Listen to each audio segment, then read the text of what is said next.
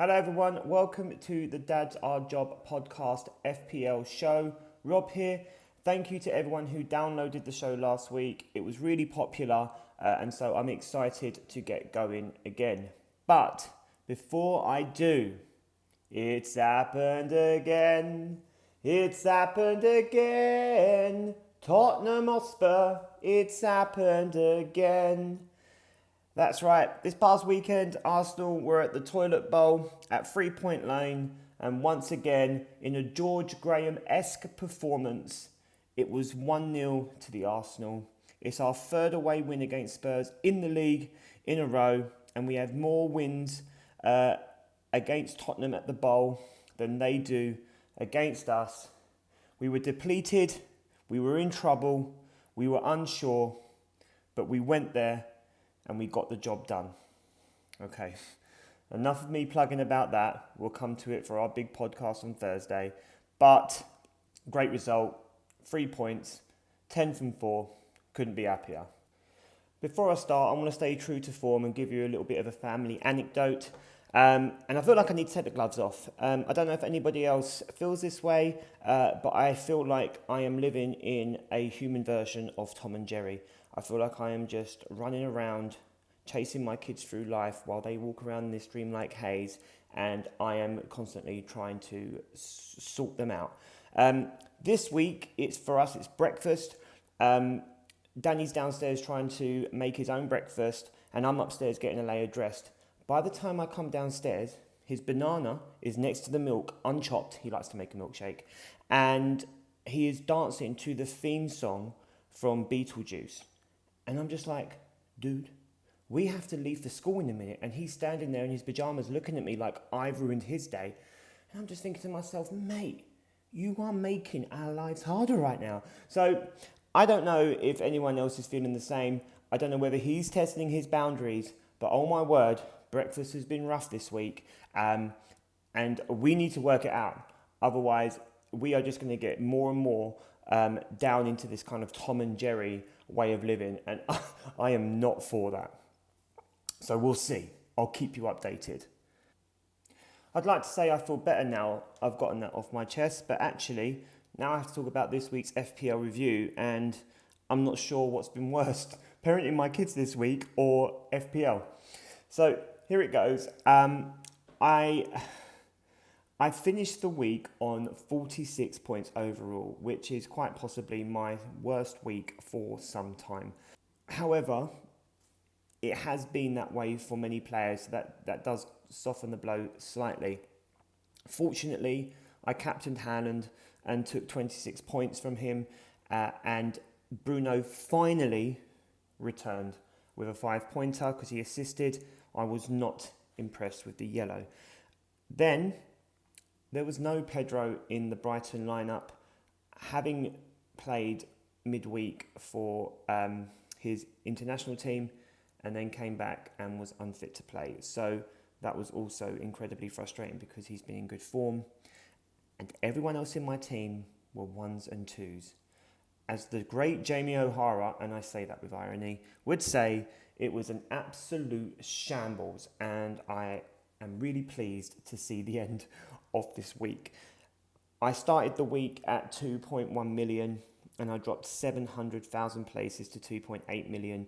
And like I said at the beginning, it could have been worse, but everyone else has had a bad week too. So I haven't fallen as much as I could have done, but it is still a big fat red arrow. So I've got work to do this week. Let's talk about the league that matters, the Dad's Our Job FPL League. And just as a quick plug, if you'd like to join it, you can use the code PXWTLY.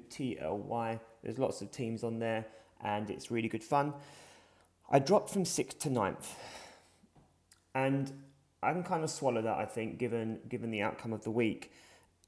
I'm 50-ish points from the top, who just so happens to be Callum, who is having a blinder of a debut season at the moment. He had a really good game week, 70 plus points, I think. He had Haaland up front. He also had Watkins, and he also had Dominic Calvert-Lewin, who all returned, which really bumped him up the table and has put him very safely in first place. 50 points from Callum. I'm also 50 points above the bottom team, who is Adam, who is having an absolute nightmare. Things you love to see, but I am smack bang in the middle of that. So this just shows how close the league really is, because there is basically 100 points that separates top from bottom. It is early days, but 100 points, you only need one good week and you're back in the top three. But you also only need one bad week and you could drop well below mid-table.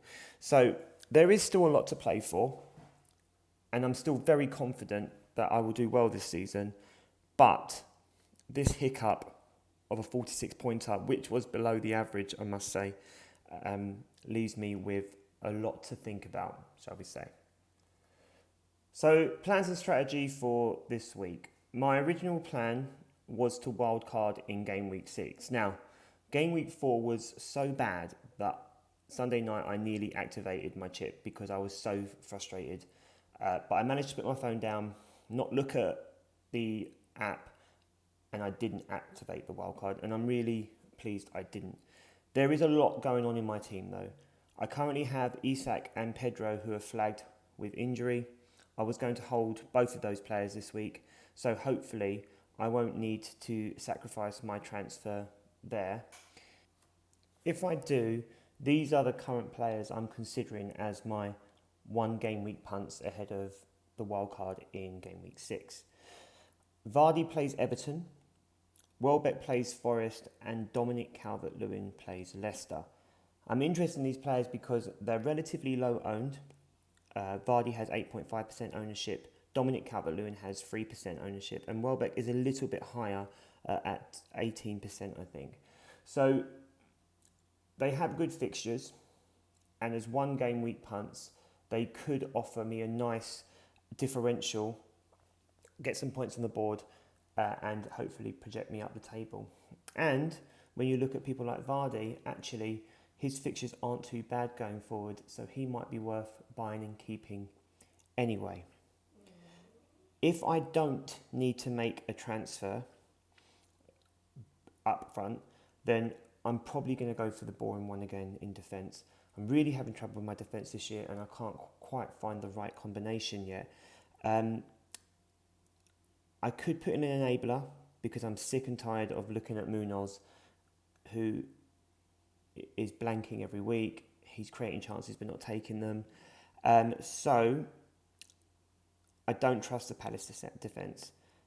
However, I am looking at Leif Davis as a 1 week punt to play this weekend against a very poor Southampton side.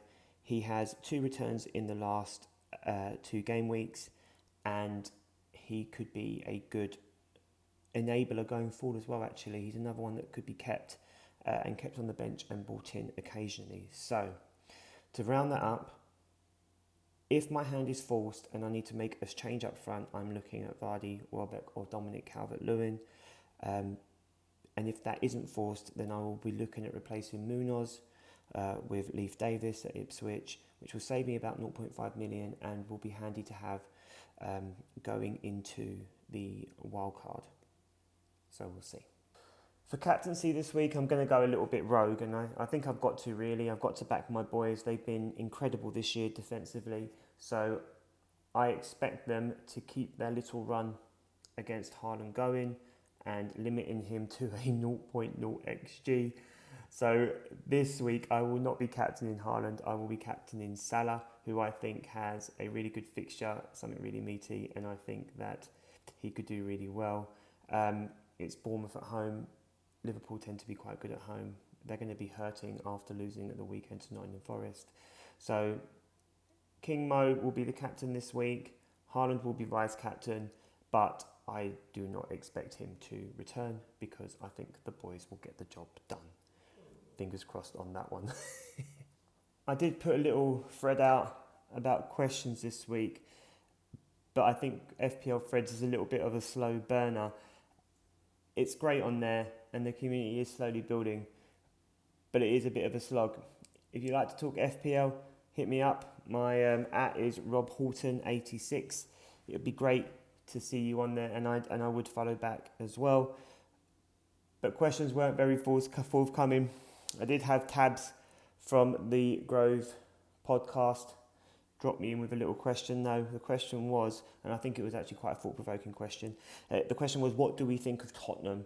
So I did lots of research into this and the history of the club, the last time they picked up a trophy, and their players' current performance as FPL assets, and I can confirm that the answer to that question is that Tottenham are shit.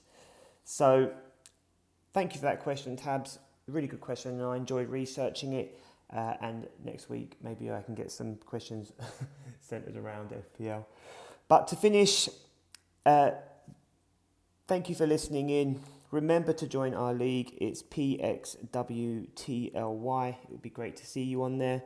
Follow me on Threads at RobHorton86. And I look forward to seeing you next time. So thanks for listening, guys. Take care.